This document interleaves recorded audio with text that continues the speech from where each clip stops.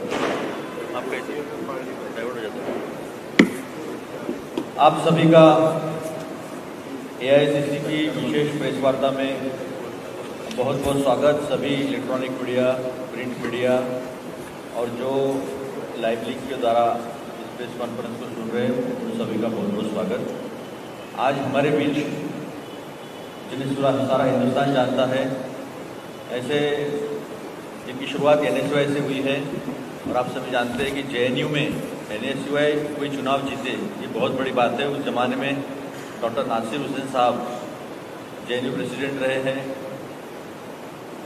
वो CWC member है और आज दूसरे बार के राज्यसभा सांसद है और वक्फ बोर्ड पे जो जेपीसी बना है उसके भी वे सदस्य। उनका कार्यकाल बड़ा उम्दा रहा है। उनका काम वे कर्नाटक से आते हैं और अभी आज हमारे कांग्रेस प्रेसिडेंट, नेशनल प्रेसिडेंट सन्मान्य खड़गे साहब जी के ऑफिस का ऑर्गेनाइजेशन पूरा वही संभालते हैं।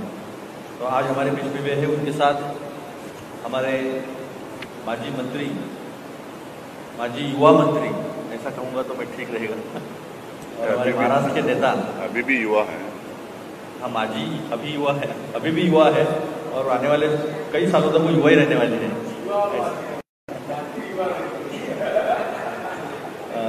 आमदार अमित भैया देशमुख जी, हमारे दूसरे ज्येष्ठ नेता, उपाध्यक्ष संगठन नाना गावंती जी, अरुण सिंह जी, मेरे नेशनल स्पोक्सपर्सन मेरे साथी सुनील लहरे जी, हमारी उस्मानी खलीफताई, प्रमोद मोरे जी, शेट्टी जी, शर्मा जी, सारे नेतागण उपस्थित हैं। मैं आपके बीच ज़्यादा समय नहीं लेते हुए मैं तो विषय को लेकर डॉक्टर नासिर हुसैन जी से विनती करता हूँ कि आपको संबोधित करें।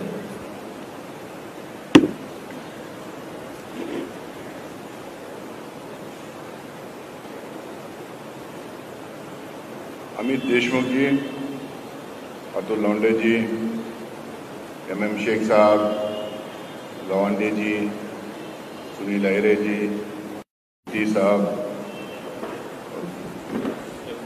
शर्मा जी, उस्ना बानो जी और भी कोई मोरे जी और सारे मीडिया के मेरे दोस्तों, बहुत सारे डेवलपमेंट्स, पॉलिटिकल डेवलपमेंट महाराष्ट्र में हो रहे हैं।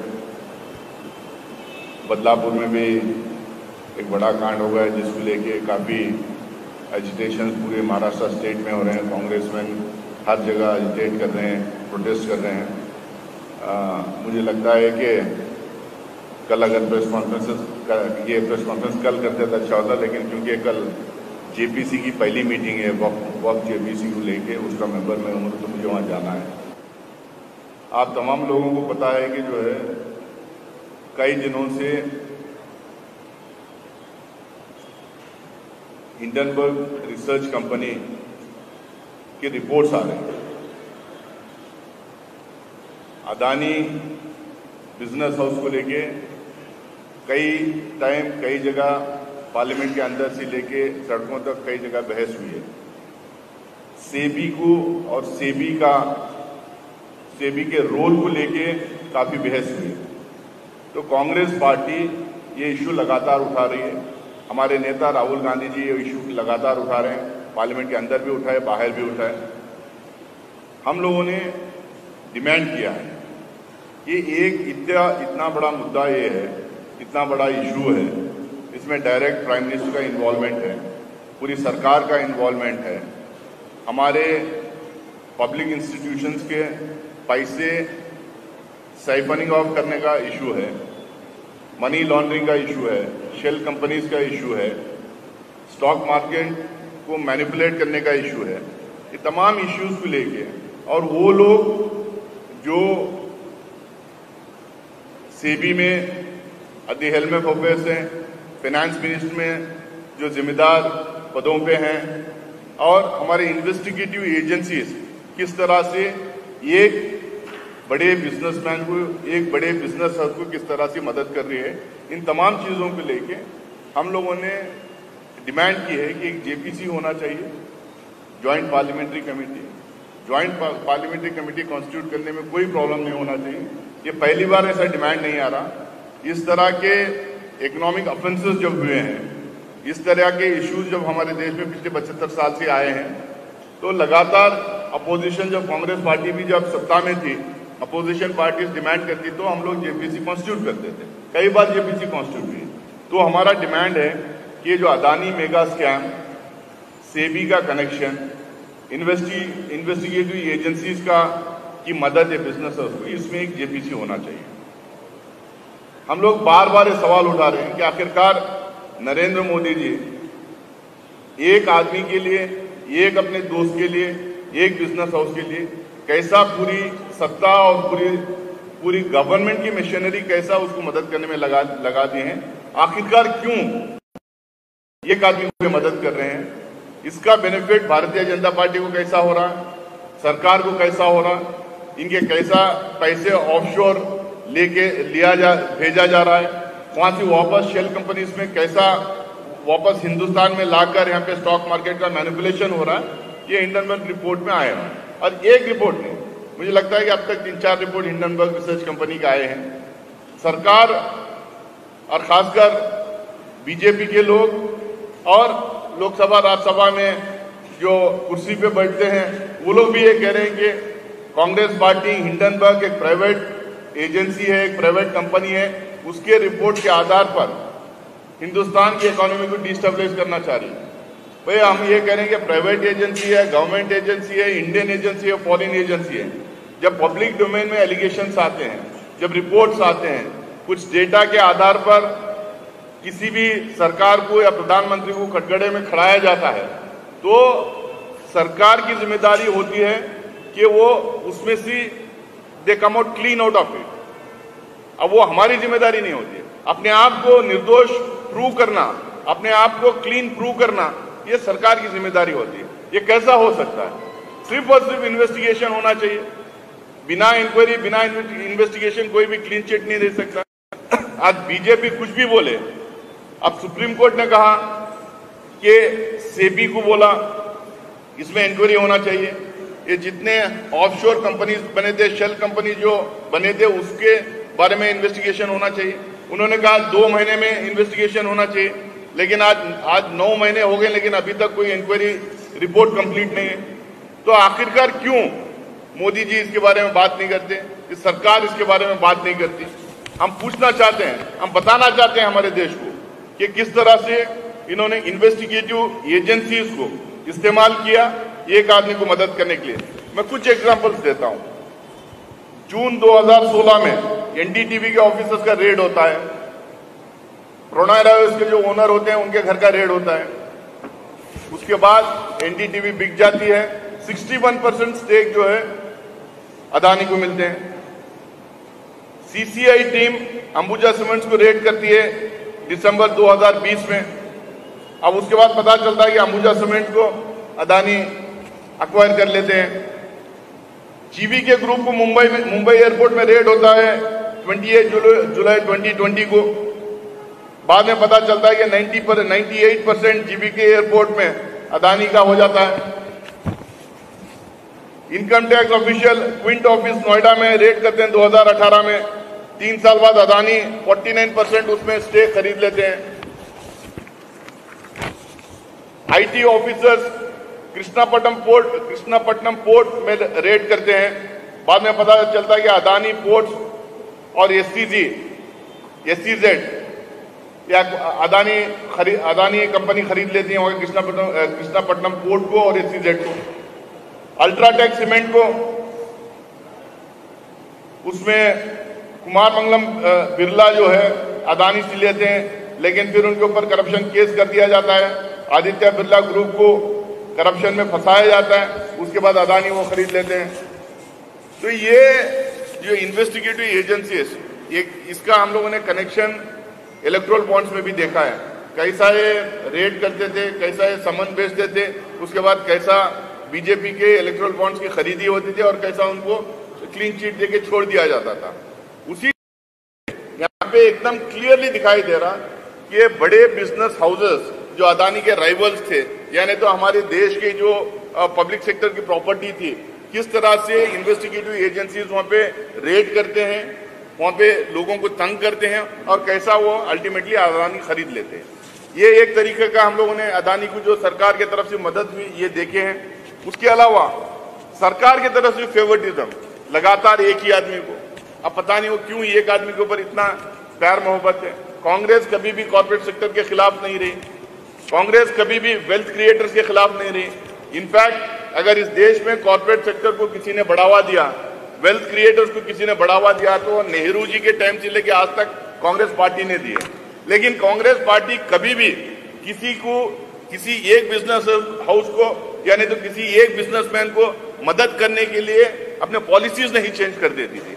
आज यहाँ पे मोदी जी सिर्फ अपने इन्वेस्टिगेटिव एजेंसीज की मदद उनको दिला नहीं रहे हैं, उसके साथ में पॉलिसीज चेंज करते हैं, रूल्स और प्रोसीजर्स ट्वीक करते हैं, बेंड करते हैं। उसके बाद में हमारी पूरी फॉरेन पॉलिसी एक आदमी को मदद करने के लिए इस्तेमाल करते हैं। ये मैं आगे आपको बताऊंगा कैसे कैसे ये फेवर करते हैं। देखिए, आपको LIC और SBI का पैसा, हम ये नहीं करें कि जो है बिजनेस हाउसेस को लोन नहीं देना चाहिए, लेकिन LIC और SBI में जो crores and crores of Indians जो इन्वेस्ट किए थे, जो उनके सेविंग्स का जो पैसा था, ये किसे पूछ के कहां डिसीजन लेके अदानी को पैसा इसका दिया गया। हम लगातार इसको प्रोटेस्ट करते हैं। पार्लियामेंट के अंदर में हम लोगों ने प्रोटेस्ट किया, सवाल खड़े किए, अलग अलग तरीके से सवाल डाले उनको पार्लियामेंट में, लेकिन आज तक ना तो मोदी जी की तरफ से ना सरकार की तरफ से कोई जवाब आया। जो फाइनेंशियल इंस्टीट्यूशंस हैं उनकी तरफ से पूरी मदद एक आदमी को लगातार होते जाती है। अब फॉरेन पॉलिसी की मैं बात कर रहा था, पहली बार ये देखने को मिला है कि नेहरू जी भी प्रधानमंत्री थे, उसके बाद कितने प्रधानमंत्री आए गए, लेकिन कोई प्रधानमंत्री किसी बिजनेसमैन को अपनी जहाज में लेके किसी कंट्री को ले जाके उनके दलाल के जैसा या नहीं तो उनके एजेंट के जैसा कभी काम करते हुए देखा नहीं हम लोग को। मोदी जी जाते हैं ऑस्ट्रेलिया तो साथ में अदानी रहते हैं, इजराइल जाते हैं तो अदानी रहते हैं, फ्रांस जाते हैं तो अदानी रहते हैं, श्रीलंका में ठेका दिलाना है तो यहां से मोदी जी बात करके उनको बोलते हैं, बांग्लादेश में बिजनेस दिलाना है तो मोदी जी वहां के काउंटर पार्ट को बात करके बिजनेस दिलाते हैं। अब ये लगातार जो इनको जो मदद हो रही है अलग अलग कंट्रीज में, मैं पूछना चाहता हूं, ये जो सबका साथ सबका विकास कहते हैं, इतने स्टार्टअप कंपनीज इंडिया में आए हैं, इतने नए बिजनेसमैन इंडिया में आए हैं, इतने यंग एंटरप्रेन्योर्स इंडिया में हैं, आखिरकार कौन सी ऐसी बात है कि एक ही आदमी को ये अपने आउट ऑफ द वे जाके फॉरेन कंट्रीज में हमारा जो फॉरेन इन्वेस्टमेंट जो आ रहा है उसको भी एक आदमी को दिला रहे हैं, बड़े कॉन्ट्रैक्ट जो इंडिया को मिल रहे हैं आउट ऑफ द वे जाके एक आदमी को दिलाते हैं। तो इसमें हम लोग कहते हैं कि भाई इसमें लगातार ये जो हो रहा है इसमें इन्वेस्टिगेशन होना चाहिए। यहां तक के पार्लियामेंट के अंदर, श्रीलंका के पार्लियामेंट में वहां का इलेक्ट्रिसिटी बोर्ड का चीफ जो है डिपोज करता है, ये कहता है कि मोदी जी का फोन आया था, राजपक्षे उनके जो प्रेसिडेंट थे उनको फोन आया था, वो कह रहे थे कि ये कंपनी को देना है। बस जब state government to government contract होता है तो गवर्नमेंट यहाँ पे टेंडर डालना चाहिए। गवर्नमेंट स्टेट टू स्टेट जब कॉन्ट्रैक्ट होता है, एक सरकार से एक कंट्री से दूसरे कंट्री के बीच में अग्रीमेंट होता है, तो वहां पे हमारे इंडियन पॉलिसी के तहत, हमारे इंडियन रूल्स एंड प्रोसीजर्स के तहत वहां पे टेंडर होना चाहिए था, सबको पार्टिसिपेट करने का मौका देना चाहिए था। लेकिन हमारा प्रधानमंत्री श्रीलंकन प्रेसिडेंट को फोन करके कहते हैं कि भाई अदानी को दो। तो ये सीधा सीधा जो करप्शन जो हो रहा है, जो अलग अलग कंट्रीज को ले जाके इनको दिला रहे हैं, इसमें हम कह रहे हैं कि इन्वेस्टिगेशन होना चाहिए। यहाँ पे हमारे पब्लिक प्रॉपर्टीज, नीति आयोग और मिनिस्ट्री ऑफ फाइनेंस ने ऑब्जेक्शन फाइल किया था। उन्होंने इन रिटर्न ऑब्जेक्ट किए थे कि ये एयरपोर्ट्स दिया नहीं जा सकता है, ये पोर्ट्स दिया नहीं जा सकता है इनको। लेकिन 6 एयरपोर्ट्स उठा के एक आदमी को दे दिए। पोर्ट्स की बात हो रही है, पोर्ट्स में जैसा मैंने पहले बताया कि विशाखापट्टनम के साथ में कई पोर्ट्स, गुजरात में भी पोर्ट्स उठा के एक आदमी को दे दिया गया है। ये किसकी प्रॉपर्टी है, किसका पैसा लगा हुआ है?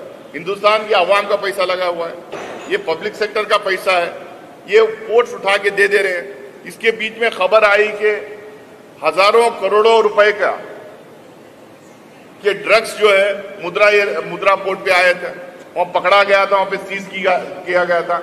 आखिरकार क्या ऐसी बात है जो सरकार छुपा रही है? भाई मुद्रा एयरपोर्ट कौन करते हैं? अदानी वोट करते हैं।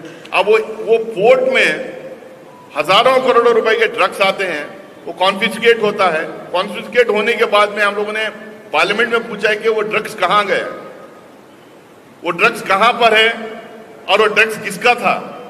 लेकिन आज तक किसी को पता नहीं कि उसमें इन्वेस्टिगेशन हुआ या नहीं हुआ, वो ड्रग्स का क्या हुआ, वो इतना बड़ा कंसाइनमेंट जो मिला था उसका क्या हुआ, यानी तो इसको कंसाइनमेंट किसके बेहस पे वहां पे लाया गया था, उसका ओनर कौन है, उसका पैसा कहां से आ रहा था। लेकिन आज तक कोई रिपोर्ट नहीं, किसी को सजा नहीं मिली, कोई फाइंडिंग्स पार्लियामेंट को बताया नहीं गया। तो हम ये पूछना चाह रहे हैं कहीं ऐसा नहीं कि मोदी जी जितने इलीगल धंधे हो रहे हैं, ये पोर्ट और एयरपोर्ट के जरिए से बाहर का माल अंदर लाना, अंदर का माल बाहर भेजना, ये पोर्ट्स और एयरपोर्ट के जरिए से कहीं तो नहीं हो रहा है। पैसा तो जा रहा आ रहा है, मनी लॉन्ड्रिंग तो हो रही है, शेल कंपनीज तो हैं, मनी साइफंड ऑफ हो रहा है, वहां से पैसा जो है आके इनके स्टॉक मार्केट, इनके शेयर्स का मैनिपुलेशन करने के लिए इस्तेमाल हो रहा है, ये सबको पता है। सेबी कैसा हैंड इन ग्लो है, क्यों हम लोगों ने दोबारा ये अब रिन्यू किया है हमारा डिमांड कि जेपीसी इसमें होना चाहिए। सेबी के डायरेक्टर्स और सेबी के चेयरमैन सरकार के द्वारा अपॉइंट किए जाते हैं। जो प्रेजेंट चेयरपर्सन है, जो माधवी जो चेयरपर्सन है, 2017 में डायरेक्टर अपॉइंट होती है सरकार की तरफ से, उसके बाद में चेयरमैन अपॉइंट होती है सरकार की तरफ से। सुप्रीम कोर्ट कह रहे हैं कि आप लोग ये शेल कंपनीज का इन्वेस्टिगेशन करो, सीबीआई शेल कंपनीज का इन्वेस्टिगेशन नहीं करती है। अब लेटेस्ट जो हिंडनबर्ग का जो रिपोर्ट आया है उसमें क्लियरली कैसा सेबी चेयरपर्सन का, शेल कंपनीज का, विनोद अदानी का और दूसरे ये इलीगल जो मनी ट्रांजैक्शन हो रहा है, कैसा उसमें सेबी चेयरपर्सन का इन्वॉल्वमेंट है, ये क्लियरली बताया गया है। उन्होंने गलत स्टेटमेंट दिया था कि उनके कंसल्टेंसी फर्म्स के बारे में सबको पता है, लेकिन बाद में यहां पता चलता है कि उन्होंने किसी को नहीं बताया था। उसमें 3,70,00,000 रुपए कैश दिया गया था और ये कह रहे हैं कि उनके हस्बैंड ऑपरेट करते हैं। बाद में पता चलता है कि इनके ईमेल से ऑपरेट हो रहा था। जब इतने स्टार्टलिंग रेवलेशंस हिंडनबर्ग रिपोर्ट में आते हैं तो हम लोग यही डिमांड कर रहे हैं कि पहले तो सेबी की चेयरपर्सन को उसका रिजिग्नेशन लेना चाहिए, उनको सैक करना चाहिए, और जितनी भी वहां सीबी में डायरेक्टर्स बैठे हैं उनको सबको सैक करना चाहिए, वहां पे नई कमेटी वहां पे बनाना चाहिए। सेबी चेयरपर्सन या सेबी का पूरा board, offshore companies, shell companies, Adani group of companies और मोदी जी का क्या लिंक है, इसका खुलासा होना चाहिए।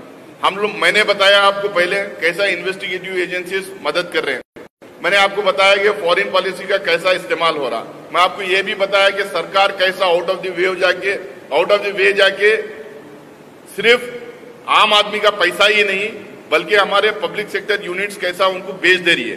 तो जब पूरी सरकार इसमें इन्वॉल्व है, सरकार के एजेंसीज इन्वॉल्व है, हमारी पूरी फॉरेन पॉलिसी एक आदमी को मदद करने में पूरी फॉरेन पॉलिसी को चेंज करने की एक कोशिश की जा रही है, तो ऐसे टाइम पे ये जरूरी है कि ज्वाइंट पार्लियामेंट्री कमेटी इसको इंक्वायर करे, एक ज्वाइंट पार्लियामेंट्री कमेटी कॉन्स्टिट्यूट हो, इसके डिटेल्स में जाएं, इसके तय में जाएं और रिपोर्ट देश के सामने लेके आए, ताकि इसमें दूध का दूध पानी का पानी हो जाएगा। इसमें जो नेक्सस है मोदी जी का, अदानी जी का, सेबी का, इन्वेस्टिगेटिव एजेंसीज का, ऑफशोर कंपनीज का जो नेक्सस है, ये सबके सामने आएगा। तो ये राहुल गांधी जी लगातार यही डिमांड कर रहे हैं कि जेपीसी होना चाहिए, सेबी के चीज को बर्खास्त करना चाहिए, वो पूरे बोर्ड को बर्खास्त करना चाहिए और लोगों के सामने ये जितना भी घोटाला हुआ है वो लोगों के सामने आए और जो इन्वॉल्व है वो पनिश करें। और ये जो सीबीआई या एसबीआई में और एलआईसी में जो पैसा है, वो पैसा जो इन्वेस्ट हुआ है वो पैसा वापस आना चाहिए, और जो गरीब लोग उसमें के सेविंग्स है और जो इन्वेस्टमेंट है वो पैसा भी उनको वापस जाना चाहिए। तो ये मुझे लगता है कि आपके सामने ये जरूरी था कि मैं बात रखूं। पूरी देश भर में सारे हिंदुस्तान के स्टेट कैपिटल्स में आज कांग्रेस पार्टी प्रेस कॉन्फ्रेंसेस कर रही है। हमारा डिमांड जेपीसी का रहेगा। और जब तक ये जेपीसी इसमें कॉन्स्टिट्यूट नहीं करेंगे हम चुप बैठने वाले नहीं हैं और आने वाले दिनों में डिमांड को और तेजी से हम उठाते रहेंगे।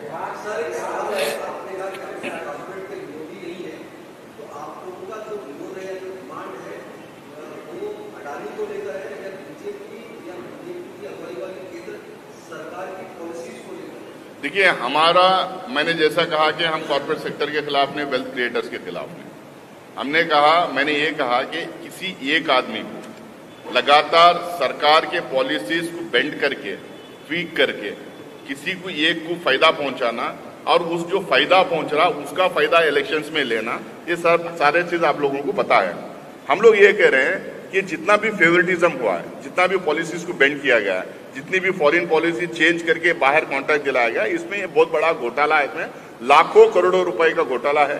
कैसा एक आदमी का पैसा जो है 3 साल में डबल हो जाता है, उसके बाद में और 5 साल में जो है 10 गुना ज्यादा बढ़ जाता है। हम लोग उसके खिलाफ नहीं, सही तरीके से अगर उनको मिल जाए तो हमारे पैसे, गरीब लोग के पैसे, पब्लिक सेक्टर का पैसा उठा के, प्रॉपर्टीज उठा के एक आदमी को दिया जा रहा है, इसमें इन्वेस्टिगेशन होना चाहिए। हम आदमी के खिलाफ नहीं, उस बिजनेस हाउस के खिलाफ।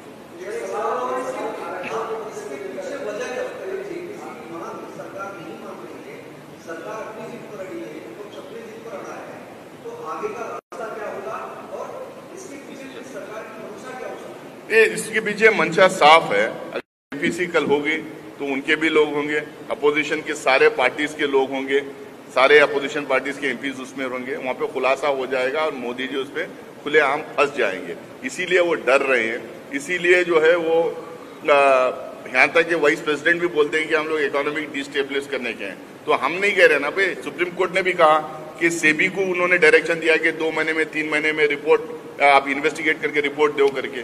तो आज तक क्यों रिपोर्ट सेबी नहीं दी है? तो किसका इन्वॉल्वमेंट है, किसका कोल्यूशन है? इसमें एकदम साफ है। तो हमारा जेपीसी की जो डिमांड है वो बनी रहेगी। हम अगले सेशन में इसको पूरी तरह से और उठाएंगे। अब सेशन हम इस तरह से, अगर इनका रवैया है, हमारी डिमांड नहीं माना जाएगा तो इंडिया अलायंस पूरी तरह से, पुरजोर तरीके से, दमदार तरीके से बात भी उठाएगी और प्रोटेस्ट भी करेगी। नहीं, आज हिंडनबर्ग, अभी हिंडनबर्ग, बाकी के सब तो उठा ही रहे हैं हिंडनबर्ग।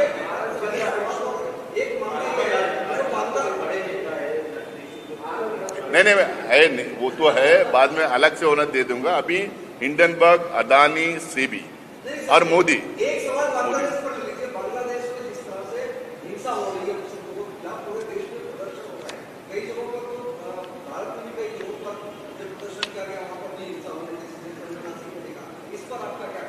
मैं इतना ही कहूँगा, वहाँ भी जो है आपका क्वेश्चन अपार्ट, वहाँ भी मोदी जी का वहाँ भी इंटरेस्ट यही है कैसा वहाँ पे अदानी को बचाएं, कैसा इन्वेस्टमेंट वहाँ पे बचाएं। बाकी का सुनो और मैं जवाब दूंगा।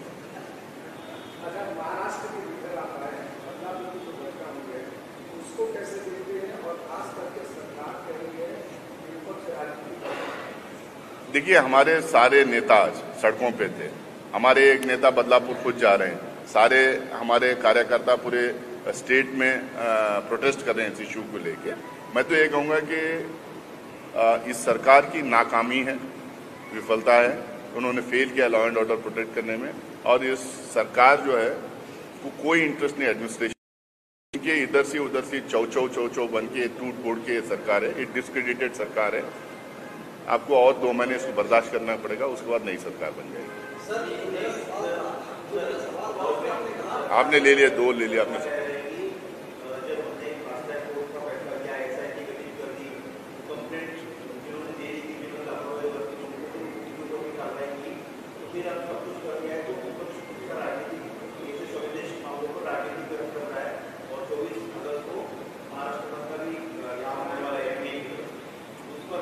देखिए, इसका जवाब हमारे स्टेट लीडरशिप देगी। यहाँ पे जो हमारे पीसीसी प्रेसिडेंट दोनों हैं, वो लोग इसका जवाब देंगे।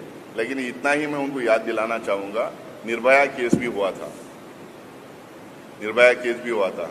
जब भी इंक्वायरी कमेटी गठित की गई थी, जब भी इमीडिएट एक्शन लिया गया था, जब का अपोजिशन जो है पूरी तरह से जब भी प्रोटेस्ट कर रहा था, आंदोलन चला रहा था। सर, वक्त पर कल आपने कहा कि कल की क्या लग रहा है, क्या होगा?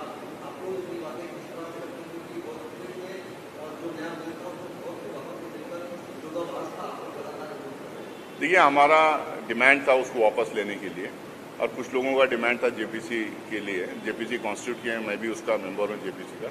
कल पहली मीटिंग है, देखते हैं वो क्या उसमें बात लाते हैं, क्या रखते हैं, वो अमेंडमेंट्स जो लाए उसका एक्सप्लेनेशन क्या देखते हैं उसके बाद स्ट्रैटेजी। Thank you.